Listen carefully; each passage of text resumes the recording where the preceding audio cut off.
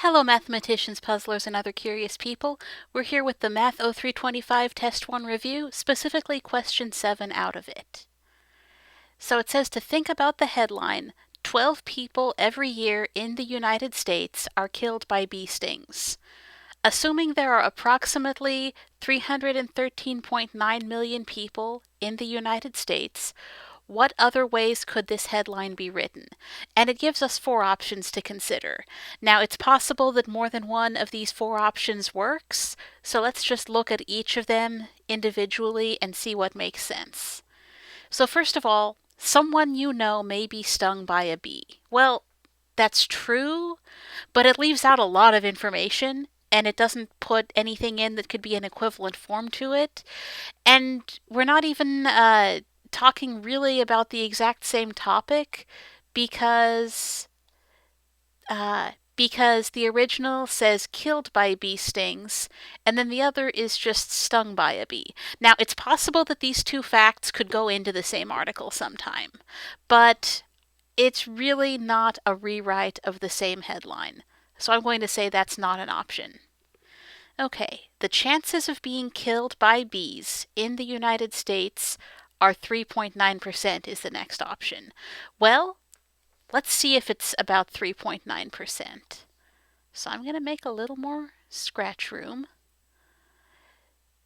So since we're talking about a chance of something that happens to a certain number of people in a group, this is basically a part out of whole relationship,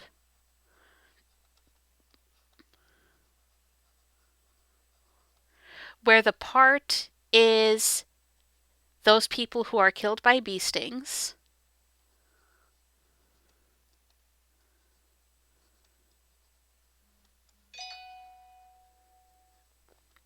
and then the whole is the people in the United States.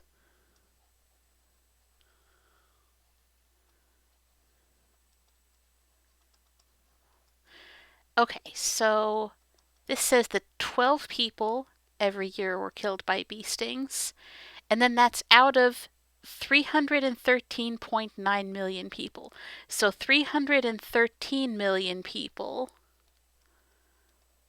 would look like this, but then we need to get the 9 back in there. So that goes as if it's basically as if the decimal point there turned into this comma there that divides the millions from the smaller numbers. So now we can punch this in on our calculators and find out what this worked out to. But I just think right off that looks like an awfully small group out of an awfully big group to be more than 1%, you know? This seems a little small, but let's punch it in and find out for sure. So let's see, 12 divided by 313 million 900,000 and no hundreds, tens, or units. Okay, so my calculator is going exponential notation on me. So it's saying 3.82287 blah blah blah etc. e minus oh 0.8. So that's the same as 3.82287 times 10 to the negative 8, scientific notation. So remember, that means we need to move it on over by 8 decimal places. So 1, 2, 3, 4, 5, 6, 7, 8. Not relating to these numbers here in the previous step, but just showing how many we need to move it over by. So we'll have 7 zeros between the decimal point and when we start getting meaningful digits, and then the 3 and so on. So 1, 2, 3, 4, 5, 6, 7. 3. Okay, so there's the 8 digits that the decimal moved across, and then 82287. Okay, but that's still not a percent, so we should change it back to a percent before we go on and compare. So we'll move that back by 2 decimal places. If you want to, you could try to come up with a way to do those in a single step, like saying that we go there and then back. So really we would put on 1, 2, 3, 4, 5 zeros. It's okay to combine steps as long as you understand when the combination you're doing can be applicable. Did I miscount? I did miscount. I was wondering why that wasn't lining up. Let's see. 1, 2, 3, 4, 5. 1, 2, 3, 4, 5. There we go. Okay, so what I'm seeing is this is not even close. 3.9% is way more than 0.0000038, etc. percent. If it were just coming out to 3.8% and this said 3.9%, I'd say, okay, maybe that could be a result of some kind of rounding type issue, but this, it's just so much smaller a number. No, this one doesn't even work. There's just too many things wrong with trying to say that that's a way to write that. Okay, 1 in 25 million will die this year in the United States by bee sting. Well, so one thing I notice is that's a lot smaller than 3.9% because it's one out of a very large group. So maybe. So one way we could deal with this is by, once again, calculating to see if it comes out about the same. So again, we've got a part out of a whole.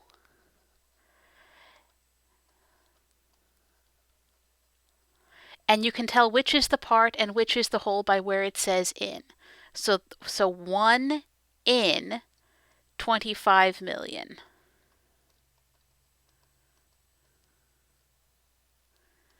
Okay, so let's grab our calculators and get a decimal for that. So let's see, 1 divided by 25, 3 zeros, 3 more zeros. My calculator is telling me 4e minus 0.8. Okay, now before I go on, I can already see from this and this that it's not exactly the same, but it's kind of close.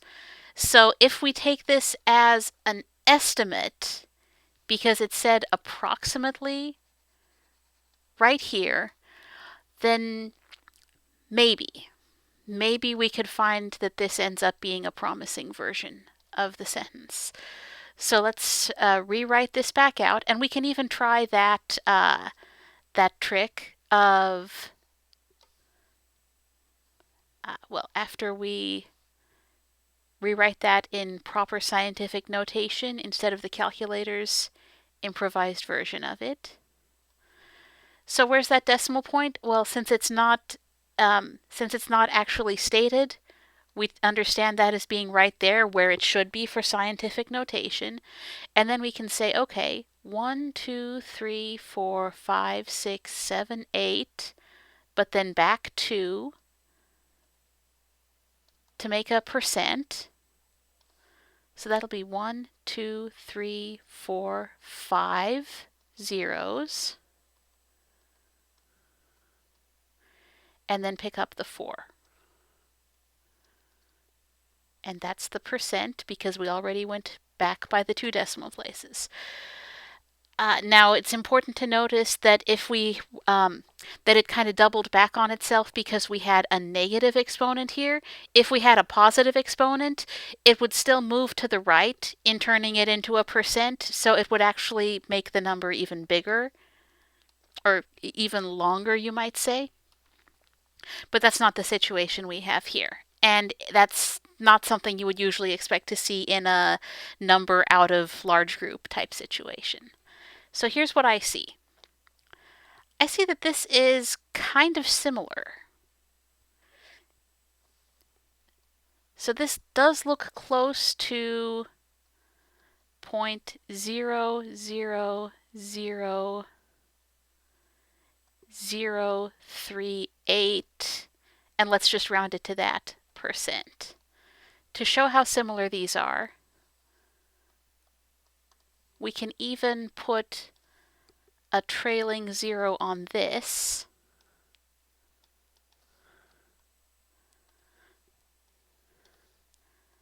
And then move this around to compare them. And wait, did I miscount something again? I did. Yeah, that should be 5 decimal places.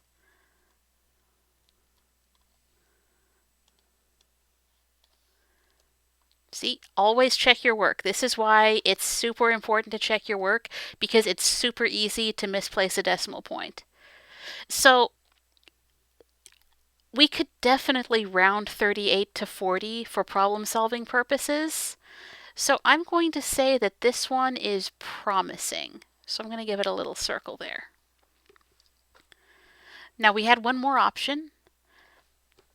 So this says bees claim 1 life every month in the United States alone. Now, we don't have anything in our problem statement to refute this fact, but if you have some knowledge of bees, as many people around here might have just based on knowledge of gardening or agriculture, bees are kind of seasonal. So 1 a month on a steady basis would add up to 12 in a year.